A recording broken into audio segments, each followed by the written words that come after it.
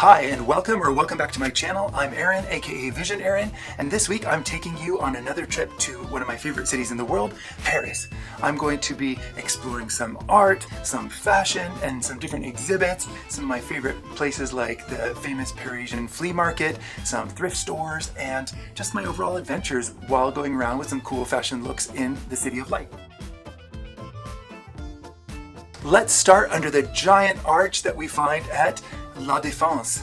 It's a really cool modern office building that's shaped in a sort of arch shape, and the thing that's cool about it is that it lines up with the boulevard all the way to the Arc de Triomphe, a famous, more historic arch. And so they kind of like echo the shape of each other, and Paris loves symmetry. I give this monument a big thumbs up.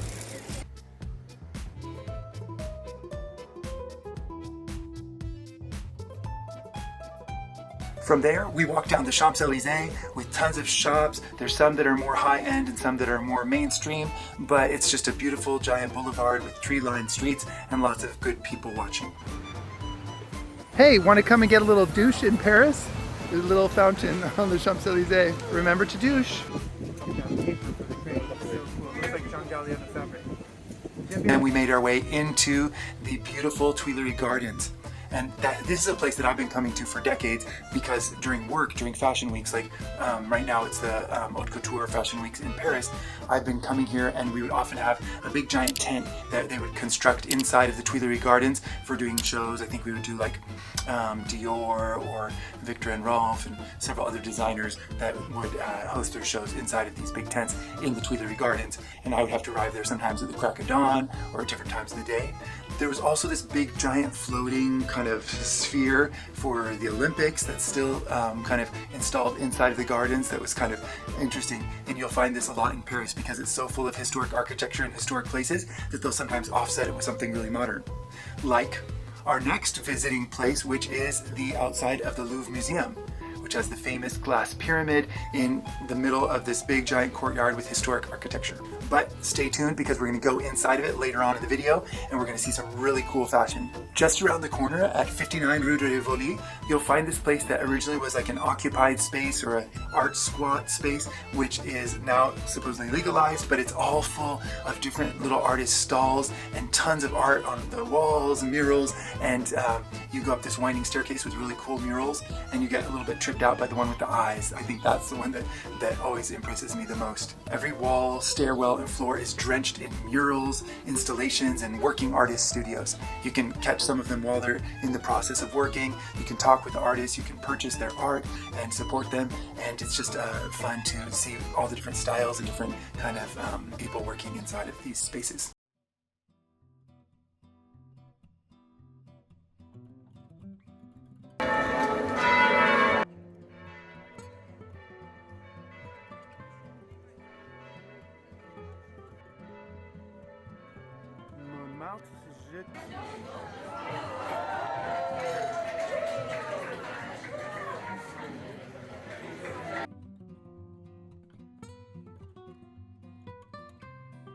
To Montmartre. Ah, merci. He said, your pantalon is super cool, he said to me. The next morning, I was off to one of my favorite locations in Paris. It's at the foot of Montmartre, and you'll have beautiful views all around you while shopping for some of my favorite fabrics in the world.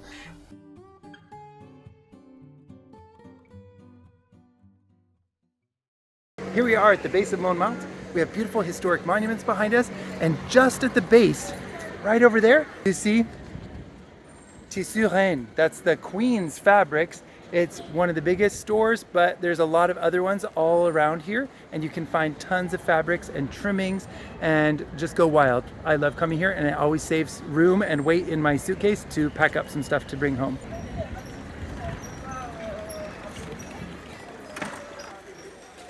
So the word coupon is like the word coupon in English, and coupon is actually like cuts. It's like cuts of fabric. So they kind of have remnants, leftover kind of fabrics, and a lot of them are really high quality leftovers from designers. The Rain fabric store is on the pricier side, but they have a great selection and they also have a great presentation. And you'll see all of these different little doll mannequins where they do kind of custom outfits for each of the dolls, or it's like kind of feels like a couture Barbie or something like that. It's like Project Runway for the dolls. Tassels, tassels, tassels. Here they have actual like artists that like famous painters like Keith Haring, Miro. They have a lot of like famous art prints. And so the fabric I got was like this one, the kind of like Indian fabric. I think that it's different from this one, but it's like similar to that. Stay tuned for a future video where I transform some of these fabrics from Paris into my own creations.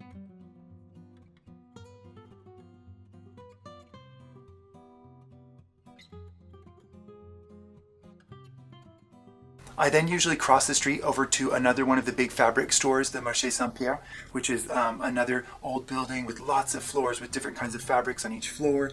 And I just hunt for anything that catches my eye that I can't find easily in other countries, or that I think is something really special or a really good deal, and that doesn't go over my weight limit for my luggage on the way back. But I always push it to the limit.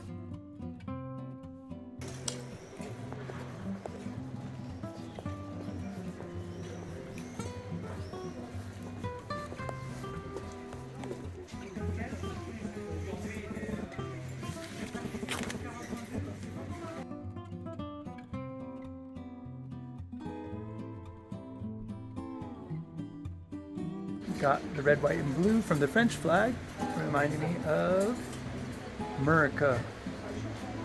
Inside Tissu Reine, there's actually a whole section that's for trimmings, notions, haberdashery kind of shop within the shop. And in French, they call it mercerie. And you'll see that there's actually other dedicated haberdashery and trimming shops also in that area. So check out some of the cool ribbons and trimmings, and it just gets my imagination flowing for how many different things that I could use them for.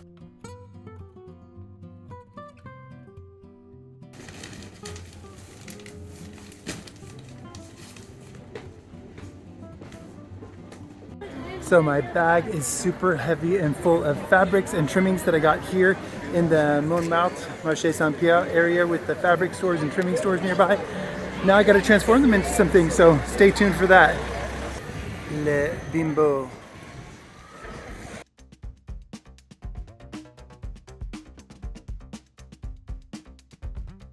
Here we are at the Louis Vuitton Foundation in Paris in the Bois de Boulogne, and we're gonna go see the David Hockney exhibit. Let's check it out.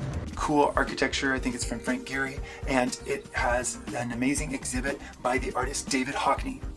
He is an art icon, a gay history icon, and you'll see why as we go through some of his work. The exhibit really wows you as you come in, showing some of his most iconic works that suggest different encounters between gay men or longing or relationships. And you'll see these kind of figures often associated with like pool or tiles or in a shower. There's also coded language incorporated into some of the paintings that they have explanations for in writing. So it's really fun to actually delve into the descriptions of each of these works. I feel like these canvases really capture the queer or gay experience from another time that we don't have much record of. And it took people like David Hockney who were willing to document it and create work celebrating our lives, our experiences, and our stories. And we don't have that many people who would create work of that subject matter in this time period. So it's like something that we need to protect as part of our history. It also always gets me inspired to make different outfits and costumes whenever I see people with interesting points of view and different visual language, color combinations. They're always inspiring me for whatever medium that I'm working in at the moment. Overall, I come away from this viewing feeling appreciative, inspired by his color combinations, and feeling maybe a little bit more courageous to try more loose kind of styles of painting.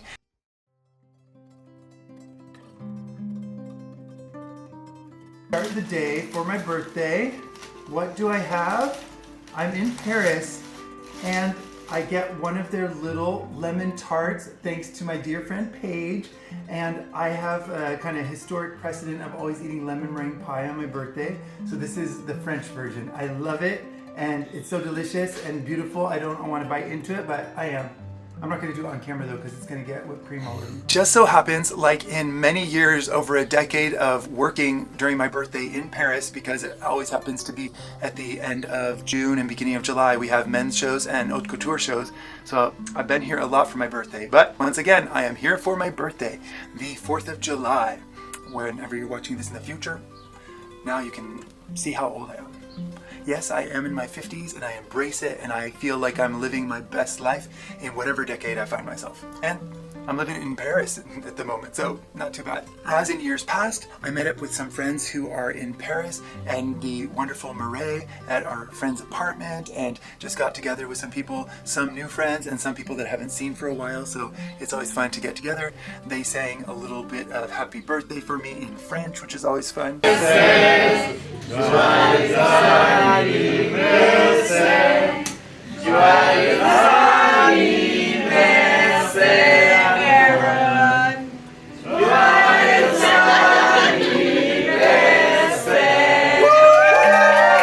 I then strolled across one of the islands in the Seine River called Saint Louis, and one of my other friends lives there, and I actually found a shop that I hadn't noticed before. It was called Epiphany, I believe it's called. Oh no, it's called Epiphania, I think is the name.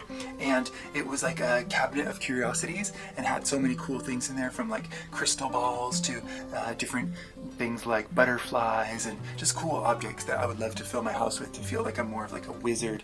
And I'll get there someday. On the way over to Saint-Germain for drinks with some other friends for my birthday, I stopped in front of Notre Dame and I took pictures with my friend in our kind of red, white, and blue gingham matching outfits. But I had a little outfit change for later in the evening as well. Because I was born in the United States on the 4th of July, I love to wear red, white, and blue for my birthday. Though, I also had a sort of toned down beige version of the American flag, because there might be reasons for me to feel a little less joyful about the United States this year. The next day took us to one of the most famous flea markets in the entire world that every interior designer around the planet knows about, the Marché Aux Puces that's near the Porte Clignancourt. And it is worth its reputation, but is it touristy? Yes. Is it overpriced and expensive? A lot of times. But you can still find some good deals or some treasures that might be worth their weight in whatever precious metal you want to choose. There's things for every budget, or people that have no budget, but if you dig and you hunt, you can find some really good finds. It's actually fun just to wander the different stalls and look at the curated items, antiques, home decor, furniture by famous designers, and just imagine if you had a house ready to be filled and decorated with some of these cool curated finds. Full of treasures? Absolutely. From antique furniture to vintage clothing, and yes, I scored this like kind of striped layered lace jacket that has this cool work done to it for only 10 euros. I'm going to modify it a little bit when I get home, but I can definitely see how it can go with some of my more romantic kind of lacy outfits. And it was oversized from the 80s, so it actually fits me, even though it was likely for somebody with a much smaller build. After the flea market, I had to head for my appointment to get in to see the Haute Couture exhibit at the Louvre. Oh, plot twist. On the way to the Louvre, I actually got stopped and recognized by 2 of my Instagram followers from Italy, and it was just fun to be recognized and meet people that are from different parts of the world that recognize me wherever I go, especially if I have an eccentric outfit on. I think it's a little bit easier to spot me in a crowd, so thank you for saying hi, guys. I couldn't wait to see this. I had seen it a little bit on social media before, and I actually worked at some of the shows that some of these pieces that are displayed originally debuted in. So it was fun to see them in a completely new context that gave a little bit more meaning or interest to the different objects that were associated with each of these couture pieces. Really genius work by the curation team. Inside the Haute Couture at the Louvre exhibit, it was nothing short of magical and regal. And historic. It's fit for a king or queens. There were couture gowns paired with like ancient artifacts, jewelry, armor, antique furniture, architectural elements, and just so many different pieces that gave you a starting point to look at the historic items and then look at the couture and then look back at the historic items and kind of see the connection or inspiration or reference. And I really think this is such a genius way of bringing new life to kind of historic artifacts. My favorites I'll show you some on screen, but things that come to mind right now were like this golden embroidered jacket made out of all these different individual unique panels from Dior by Maria Grazia Chiuri. And there were so many impressive pieces that I just love looking at up close and from different angles, you know. That's what I would also do when working backstage as a makeup artist at all these big runway shows. I love to inspect the clothes, look at their construction, look for just the details that you don't always see when it's a little bit removed on the runway. It turns out that dreaming of making my own couture pieces and analyzing I don't know how many works they had in this place, in this space inside of the Louvre Museum, can help you work up an appetite. So we headed over to one of my favorite restaurants in all of Paris. It's 404, the Moroccan restaurant, and the interiors just take you to North Africa. Which reminds me, I need to get back there soon. The pastilla is like a flaky pastry dream with kind of savory and sweet dusted in cinnamon and sugar. It feels like you're eating dessert and dinner at the same time. Of course, we also had some tagine and different things to accompany, but I just always feel so happy whenever I eat Moroccan cuisine.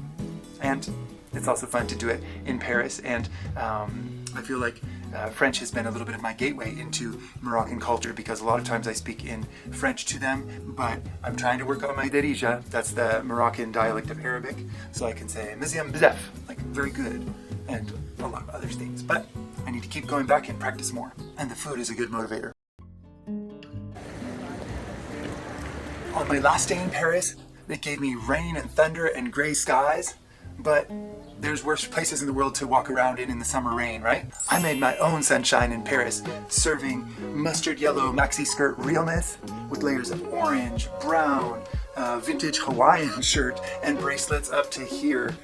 Accessorize and warm up the gray skies. We had Breton-style buckwheat crepes at the Brights Cafe, and then shopped inside Paris's gorgeous covered arcades, and they were perfect for escaping the rain. There's tons of shopping centers all over the city, so if it's raining outside or bad weather, there's always covered spaces to shop in Paris. I walked around La Samaritaine, which had lots of high fashion options, but also headed over to BHV. It's a department store that has a little bit of everything, and on my various trips to Paris over these years, I've gone there for anything from getting like little tools or kind of almost like hardware store supplies to craft supplies and anything else you can kind of think of. They have it there under one roof.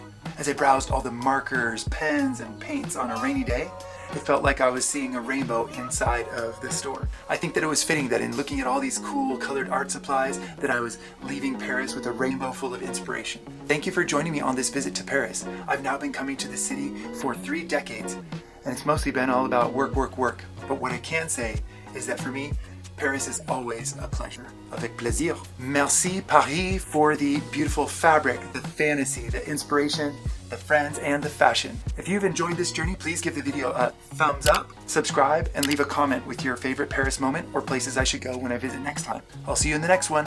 À bientôt.